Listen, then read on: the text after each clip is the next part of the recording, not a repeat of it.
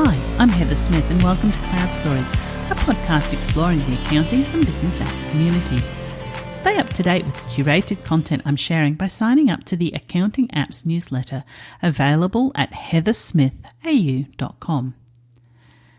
I strategically partner with a number of accounting apps in the community, and one of them is Fathom. Geoff Baker, Global Head of Customer at Fathom, joined me today on the podcast. Geoff has a unique and diverse background with leadership roles in FMCGs, telcos, and for the last 6 years, accounting software. He's managed multi-billion-dollar budgets, but is most at home in scale-up companies devising customer-centric strategies for growth and building high-performance teams who love their work. Originally from the UK, Geoff lives in Brisbane, Australia, with his wife, 3 daughters and 2 dogs. Geoff is currently Global Head of Customer at Fathom. Fathom exists to give clarity and confidence to the courageous people behind every business. They help businesses worldwide manage and track their performance through best-in-class app of the same name, a powerful, simple, all-in-one financial analysis, forecasting and reporting tool. Bootstrapped in Brisbane in 2012, Fathom's grown to 80 people across their headquarters in Australia and offices in the UK and the US and the Philippines. They serve 70,000 customers worldwide, from small businesses to the world's biggest accounting firms. In this episode, we discuss starting a side hustle of Australia's first Tea Leaf Vodka out of a project while completing an MBA. In Geoff's role as partnership leads at Tuit, how he focused on building, partnering, or the buying functionality for the Australian Tuit solution. He shares the story of Fathom and what his current role entails. He shares the optimal scenario for accountants offering advisory services to their client base, and some recent and up-and-coming releases within Fathom, including Reinventing Forecasting, GSheets integration, and divisional budgets. I hope you enjoy this episode of Cloud Stories, and I want to remind you again that I do strategically partner with Fathom. So thank you, Geoff, for joining me on the Cloud Stories podcast. I'm really excited to have you here, and I'm going to start off with an icebreaker question for you, Geoff, to set you adrift. What is your favourite outdoor activity? Well, first of all, thanks for having me on the show, Heather. It's great to be here. Outdoor activities, I've got a few. Snowboarding is probably my biggest passion, but it's a little hard to do here in Brisbane. So mountain biking is the more recent addition to my outdoor repertoire. So yeah, I try and get out. Maybe not every week, but every couple of weeks I'll get out on the mountain bike. Excellent. And I've bumped into you a couple of times when I'm out. You definitely have done. Yes. I thought you'd like that question. And we do have a lot of nice areas around here to cycle, but I think we could do with improving our infrastructure in the area for bicycling. Yes, I agree with you, yeah. Absolutely. So, Geoff, you're currently Global Head of Customer at Fathom, but you started off your career by studying engineering in Oxford. So can you tell me a little bit about that and what you learnt from that time? Sure. I learned that I didn't want to be an engineer, which was quite a valuable lesson, I guess, to have had. I love being at Oxford. Oxford is a great place. Typical of most universities, a lot of fun, played a lot of sport, and certainly made a lot of good friends. My best friends still are my uni friends. But yeah, I really didn't enjoy my course very much, and it was a bit of a slog to stick it out for 4 years. But I felt it was worthwhile to get it on the CV. And to be honest, the jury's out on that. I took quite a different career path. I took my first job at a smoothie company, so I didn't put the engineering degree to great use. Wow, I didn't realise you'd actually done the full thing. And then you decided you didn't want to do it. Yeah, I hoped it would open doors for me in different directions. But as I said, the smoothie business turned out to be a great move. It's anyone in the UK that's listening is likely to have heard of Innocent Drinks. It's now a £1 billion brand. So it was a great place to start your career, really original and quirky, and certainly learned a lot about how to scale up a business while I was there. Excellent. So I do think, look, as someone who's an accountant who lives with a family of engineers, engineering does teach you processes. Would you agree with that? Yes, certainly. An analytical approach. I've always been a numbers person, even in quite creative marketing roles. I'm very much numbers driven and process driven, as you said. Absolutely. So you then moved to Australia and completed your MBA after the 4 years engineering degree you decided you didn't want. You completed an MBA and then spent 6 years working at Optus. So for those listening in, that's in the telecommunication industry. Yep. Then during that time, you took a year off for your daughter. Your third daughter was born. Correct. And you started a side hustle. So tell me about your side hustle. Okay. Longleaf Tea Vodka. I think I can safely say it's the world's leading tea vodka product. It actually came from the MBA. It was the result of a competition to pitch a new business idea. And it was a Dragon's Den style pitch to a bunch of investors. And we actually won that competition. And one of the panel approached us afterwards and said, if you're serious about doing that business in real life, I'd be interested in funding you. He turned out to be full of hot air, but it gave us an impetus to get started and to give it a go. And I should say my business partner, who's Sri Lankan, he's a family tea from a small plantation they have back home. He was really the driving force behind it, and it was very much a side hustle for me. But we had some success. We got into about 100 bars and clubs around Sydney. We got into Dan Murphy's, probably our biggest account, and Sydney Airport duty free.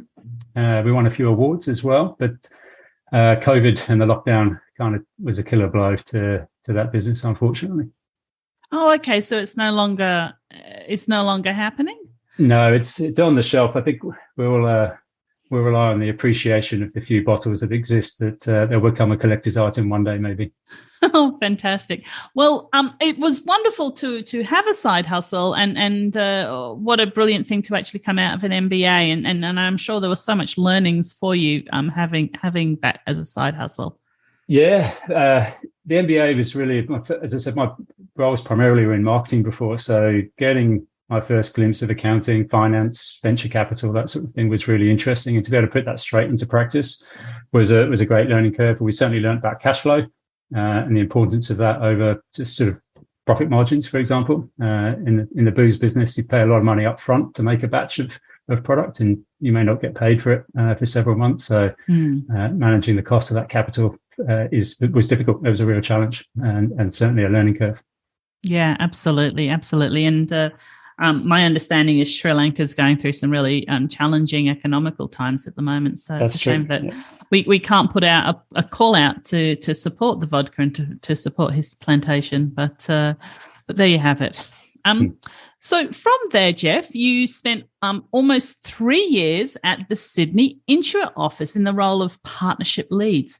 Can you share with me a little bit more about what that job entailed and what you learned from it? Yeah, so that was my first move into the accounting software business. And Intuit is a fantastic company, a really positive energy, just stepping through the doors there for the first time.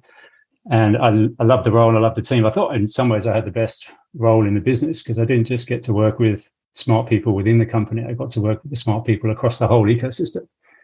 And essentially the role was to find solutions that existed that we could partner with and plug into QuickBooks. One of the interesting things about QuickBooks in Australia is it's a less complete product, if you will, or less mature than in the US, where they have their own payments platform, they have their own payroll product, they have their own tax lodgement software. But in Australia, we had to partner with people to do all those things.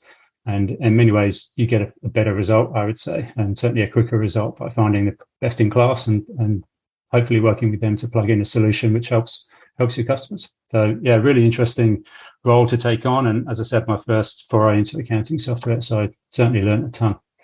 Yeah, absolutely. So that was really interesting about your role. And it is interesting to see when these big accounting software solutions, be it Intuit or be it other solutions, partner or buy and which direction they actually go in and why they go in that direction. So, yeah, we had a bit of a process of build, partner, or buy, and making a decision. You know, if we identified a customer problem that we wanted to fix, do we build it ourselves? Do we partner with someone? Do we buy someone? And I'm obviously in the partnerships team, a little biased, but I felt we could often move the fastest and offer the best result through a partnership. Yeah, I would probably agree with that. Versus building, versus buying, and the challenges involved there. And we've seen a number of solutions that have been bought and then have stagnated in the great ecosystem, which is always frustrating for us as the end users. So now to present day, you're the global head of customer at Fathom. So I'm sure many of our listeners will have heard of Fathom, but for those who haven't, can you sort of briefly share with our listeners the Fathom story? Sure. So from a product perspective, if you're not familiar with Fathom, we're a financial management and data visualization tool where we aim to give businesses clarity and confidence in their numbers so that they can make better decisions going forward. It's really 5 products rolled into one. We're probably best known as a reporting app, so you can create, customize, and automate beautiful reports for your clients or for your stakeholders. We also have a really powerful forecasting tool. We can save a ton of time for customers needing to do consolidations. And we have benchmarking tools and analysis tools as well. So it's all included, it's all wrapped in together. That's the whole product. In terms of the company story, we were founded here in Brisbane about 10 years ago. We're a bootstrapped company founded by Dan, Geoff, the original Geoff, and Dave, so 2 developers and an accountant. And we're really proud to have report sort of 40 consecutive quarters of growth since we founded. We've never taken a step backwards in that regard. We're up to about 80 employees across head office here in Brisbane, Seattle, the UK, and the Philippines as well, and about 70,000 customers. It's been a period of really sustained growth over that time. Yeah, and it's a fantastic Brisbane success story. As someone from Brisbane, I'm very proud to have you as a success story here. So if he is the original Geoff, what do they call you in the office? I got GB as the initials. He's Geoff Cook and I'm Geoff Baker, which causes hilarity every time that gets mentioned. Yeah, they don't call you then the Great Britain Geoff. Not yet. I might insist on that. Absolutely. So you're working in the role of global head of customer. What does that entail? Yes, some people think there's a word missing off the end of that. Yeah, it is a bit unusual. It's a little unusual, but it's quite broad. It's a broad role. Essentially, it's anything to do with a customer. It's anything that faces customers. So from lead generation and digital marketing through to sales and engagement, ongoing account management, and all of it underpinned by our amazing team on support. So ultimately, I'm accountable for growing our revenues, but we do that through engaging and educating our customers and potential customers. So, yeah, because some people would call it, some people go for growth manager or something like that, but you've gone for focused on the customer. So that's interesting. So we woke up this morning and the first thing that popped up in my LinkedIn feed was a mention from Stephen Paul, who's the founder and MD at Valued. And he posted up this post on LinkedIn that he received an email from Fathom that he was surprised about, telling them that they I think the number of solutions he was using from Fathom had increased, that the price was actually dropping, and he wasn't on the right package, and the price was dropping to a certain amount. I won't say the amount, but he was saving something like £540 a year, and he's popped that up, how transparent, but how proactive you were about notifying him and about offering him that discount. So that's really good. Yeah, and we didn't even pay him to post that. So we're very pleased to see it. Yeah, just to explain how that works. So the pricing within Fathom is related to the number of companies that you've had added. And as you add more companies, the per company rate gets cheaper. But we do that automatically. So as a customer adds more, say an accountant's adding more of their clients onto Fathom, we'll automatically adjust the pricing to be the most cost effective. And obviously, we'll let you know that we've done that. So great to hear that that's appreciated. Absolutely. And I also noticed he kind of posted up that letter that you said you sent him, Fathom sent him, and it actually includes, please note that if you reduce the number of companies on your Fathom account in future, we will not automatically downgrade your plan, which again, that's, that gives them a buffer zone or a sense of comfort in that, because it's always frustrating when you're on some sort of subscription, but then due to clients or whatever happening, suddenly everything changes and all the pricing around you changes. Like, oh no, what did I do then? How do I get back? How do I start billing? And everything sort of one trigger impacts all the other triggers around you. Yeah, that's right. We obviously try to be transparent about how that works, but there are some use cases where people, if they are reducing their Fathom account, don't necessarily want to drop down a plan at that time. So yeah, we just inform customers that they can change their plan at any time. But we wouldn't do that automatically for them. Excellent. Thank you for sharing that. So, Geoff, what are some of the strategies you use for partnering with the accounting and the bookkeeping community? Oh, where to start? I think probably first point is with our team. So we actively recruit accountants or people who have worked in practice so that we can connect or make a genuine connection with our customers and talk their language, because we've walked in their shoes to some extent. We absolutely involve the community, the accounting community, in our product roadmap. We take all of their feedback and requests and put that into consideration for what we develop next. And we also engage them in terms of how we've developed that product and get that feedback in terms of design and things. On the marketing side, or kind of reaching out, we work closely with most of the major accounting bodies like CA, ANZ, ACCA, and they obviously help us connect with accountants, as you know. But we also try to be careful, I think, of trying to tell accountants how to run their practice, how to do advisory. We're a software vendor. We're a tool to help them do that. So we often use our existing customers to help tell that story rather than try and sell it ourselves.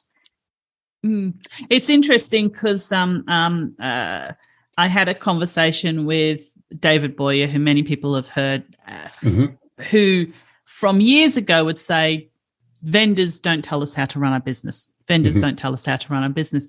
And now he's gone on to become the CEO of Change GPS, which is now a vendor. And he's like, wow, we have so much data and understanding about how you run your business. I'm shocked.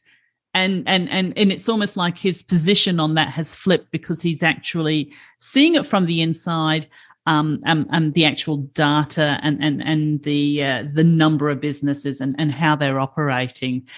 So it is an interesting dynamic, because I'm sure you, from your perspective, if you look at your user base, what do you see as the optimal scenario for accountants leveraging Fathom to offer advisory services without telling them how to run their business, of course? Yeah. Well, but what does it look like? It starts off doing the simpler things, monthly management reports, just converting a compliance customer or a tax customer into someone that you can offer advice to on a more regular basis. And monthly management report, you can from there deepen the engagement to forecasts, KPI tracking, benchmarking, things like that. Anything that we can provide or help the advisor tell a story about the numbers, which is going to help that business. We've heard some great stories recently from our customers who are using Fathom, particularly in the forecasting module, to map out what the change in fuel costs is going to do to their clients' business, or the change in interest rates, and proactively go to those clients and say, I've just crunch some numbers. Maybe we need to have a chat about how that's going to impact your business over the next few months, or some of the scenarios that we could look at. So we try to help advisors be really proactive in that relationship. As I said, you can start right at the beginning, which is really just a monthly pack of the numbers presented in a very visually appealing way and an easy way for clients to understand. Yeah, absolutely. I used to be in the olden days responsible for the MMRs, the monthly management reports, which I think we produced out of Lotus 123. Right. And it was like a 30-page pack that we just go physically hand around, and it's sensational how it has evolved to what we have available to us today. Yeah. And that we can go into the smaller businesses. And it's interesting to hear you say,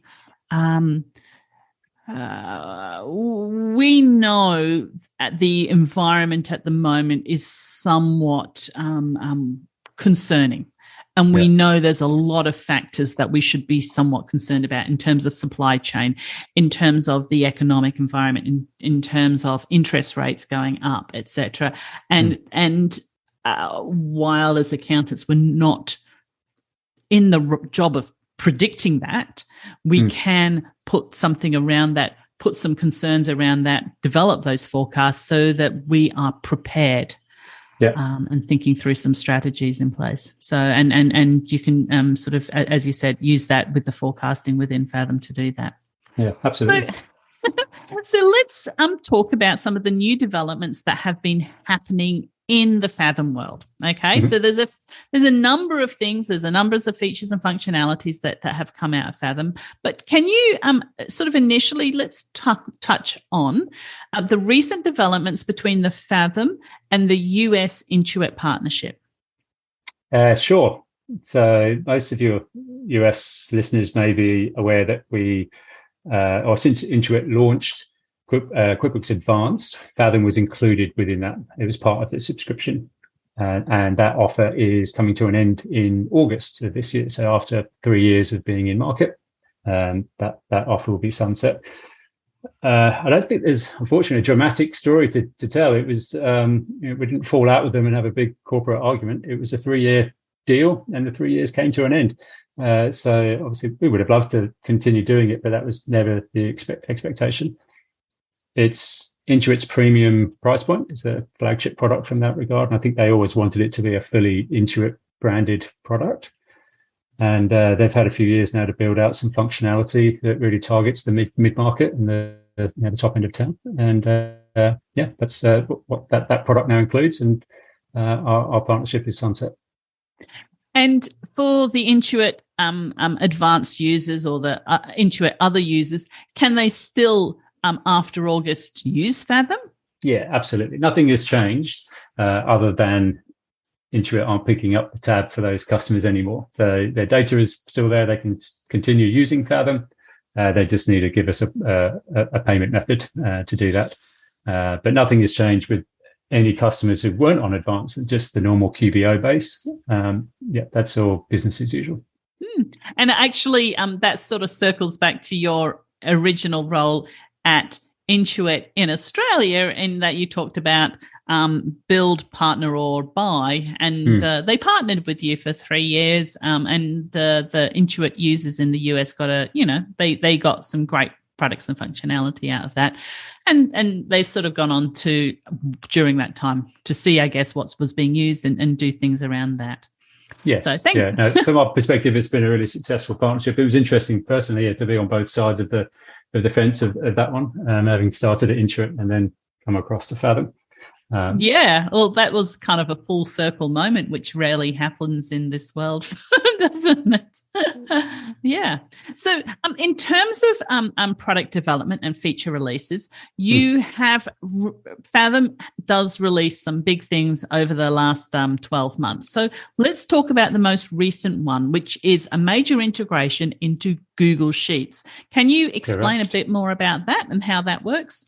Yes, for sure. We're really excited about this. So what we use Google Sheets for now is to bring in non-financial data or operational data, which you could always do in Fathom via Excel, but it would be a manual upload every time you wanted to add something new.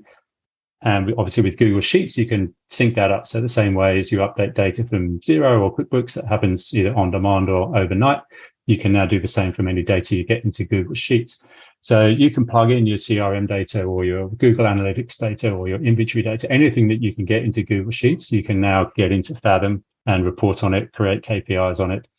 It's opened a door for us to a whole new area of data, which we hadn't before. So really excited to see how our customers start to use that. But yeah, as you said, that's fresh off the press, that one. And it will be interesting in that a number of businesses possibly moving into the medium-sized range are contemplating having to do ESG reporting, and that is going to now be a facility to enable that ESG reporting, sort of that sustainability governance type reporting, and that data can easily move from that into Fathom and thus be showcased that way.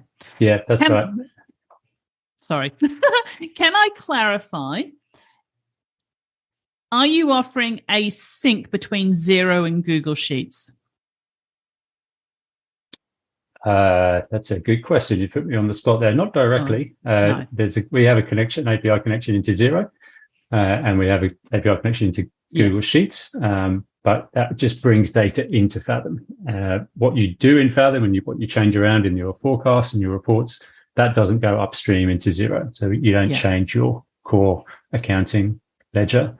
You can do what you want in Fathom without impacting that. That's what I thought. I just wanted to clarify that because I think some people might be wondering about, we're talking about three things. Yeah. Where is everything flowing? Yes, it gets confusing for sure. Yeah, absolutely. So also, as we were mentioning, you also reinvented forecasting in Fathom. Would you like to talk about that? Sure. So that's from a year and a half ago now that we launched that product, but it was such a huge lift for us, and it's a massive increase in the functionality within Fathom that it was an enormous undertaking. And as you said, we believe that we've reinvented a better way to forecast. So this is three-way forecasting, indirect method, so longer term forecasting. We won't help you work out if you're going to meet payroll at the end of the week, but we will help you work out if you can afford to open a new location or hire a new employee or a new asset or something like that. And the way we do that is through two layers of the forecast. One is the underlying trends, and there's multiple ways that you can extrapolate your data over the next 3 years as a baseline. And then on top of that, what's unique in Fathom is the concept of a micro forecast, which is a isolated collection of P&L and balance sheets movements related to a single event, whether that's a marketing campaign, whether that's hiring someone, opening an office, as I said, or taking out a new loan.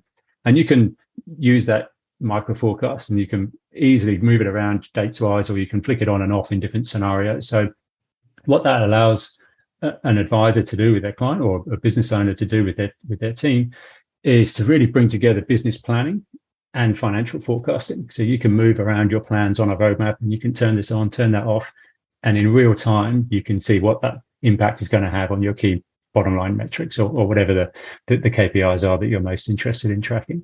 That happens in real time. So it's bringing together that business planning and financial forecasting. It's pretty powerful. Absolutely is powerful. And I really like the concept of the micro forecasting, because I think that sometimes the big picture can be quite massive to look at, but they can sort of spend some time in the detailed micro forecasting and enable them to build out further with that. That's right. And it's self-contained. It doesn't impact everything else. If you have to change it, you're not digging through lines and lines of code or cells to change one thing.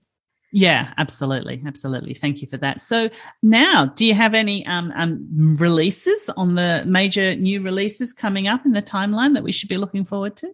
Yes, well, we're always busy. There's always something on the horizon. The next biggest one for us is divisional budgets. So, or tracking category budgets, or location budgets, depending on what you call them. We've always been able to bring in tracking category level data into Fathom.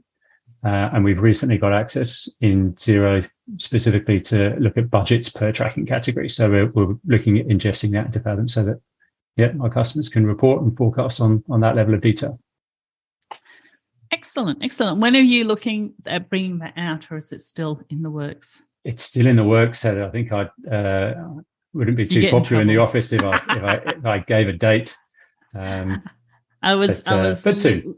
Yeah, absolutely. I was listening to someone, probably David Leary, saying how back in the olden days when we had desktop software and they had to send out a CD for the update. So you have to get everything developed for that CD. And he was talking about sort of 2 weeks before that CD was produced, massive amounts of work got done just to make sure it all happened on that CD. And I do wonder, managing the flow of product releases without that deadline of CD to come out is it must be an interesting one for the team to navigate, especially as like, do you bring something out before Intuit, QuickBook Connect or Xerocon? Is that what the goal is here? Are we going to get news out of that? It must be something difficult to navigate. When is the right time to bring things out? Well, it's interesting. In previous companies, you've had a fixed deadline to work to. Fathom has a slightly different philosophy, which is more that we'll release it when it's ready, when we think it's good enough to meet our standards and to match the rest of the platform. That's when we'll launch it. So we don't typically drive the team to hit a deadline. We'll wait for the team to make sure that they're super happy with what's going out to customers. Is going to be a great experience.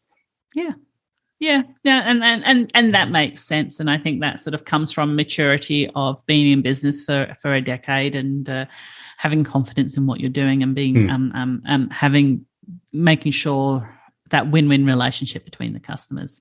So I also wanted to mention to people who are listening in is that Fathom do offer a advisor certificate, which I frequently put up a list of all the certificates that are available out there. And I do encourage people to either look at doing a certificate like that, or if you've got staff in your office who are looking to upskill, that's a nice way to actually put them through something. Or if you're actually looking for a job, go out and learn these solutions, because it really is something that can showcase on your profile. So, yeah, absolutely. We're really proud of that certification product that we launched. It's CPE accredited. It will take you about 5 or 6 hours. And even if you're a regular Fathom user, we always get feedback that people find out about something they had no idea about before. And obviously, if you're a brand new user, it's the best way to get to know the platform. So you're saying it's 5 hours of CPD? Yeah, it's 5 to 6 hours, yeah. So that's 5 to 6 hours of free CPD that you can access through that advisor certificate once you've got your sort of Fathom account there. That's so right. For everyone has just had their in Australia, we've just had massive increases to the number of CPD hours that we need to do. So you may as well do something that's relevant to you. If that's something that's going to be relevant, 5 hours is free CPD is well worth it. Yeah.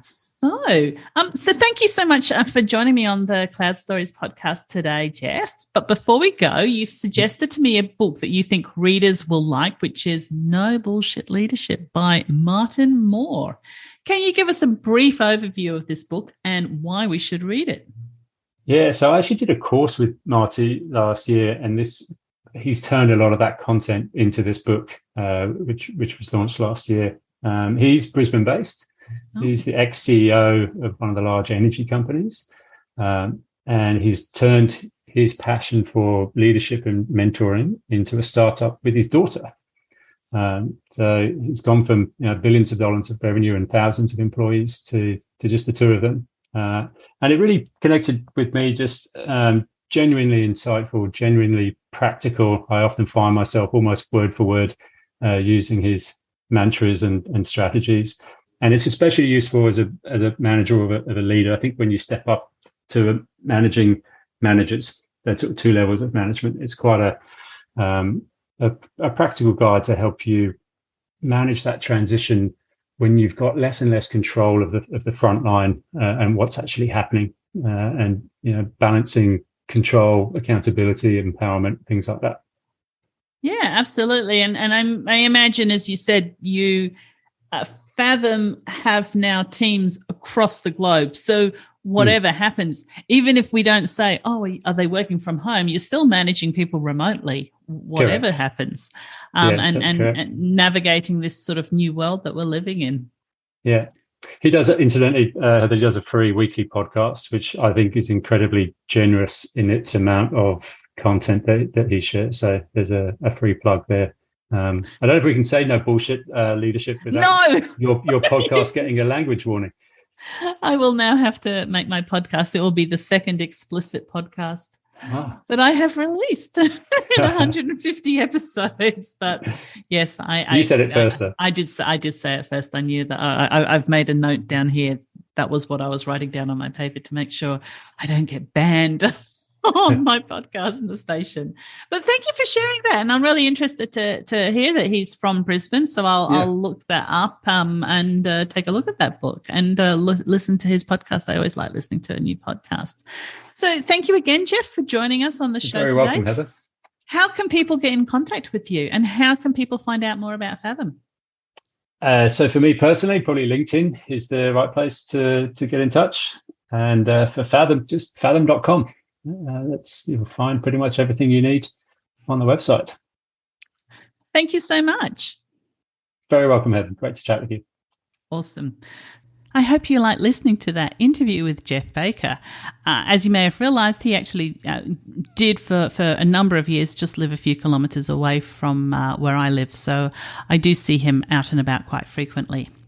So this episode will also be released on the Earmark CPE podcast. So if you download the Earmark CPE app and complete the questions there, you can get a CPE certificate for listening to this episode. Plus, as discussed in the episode, if you do the Fathom certificate, as well as learning all about how to use Fathom, you get 6 hours of free CPE. So if you're after some free CPE, that's a lot of free ways to access it with relevant content and education. So you've been listening to the Cloud Stories podcast. I hope you enjoyed this episode, and I want to remind you that I strategically partner with Fathom. I encourage you to subscribe and leave a 5-star review so other people can find the podcast, and stay up to date with the curated content I'm sharing by signing up to the Accounting Apps newsletter, available at heathersmith.au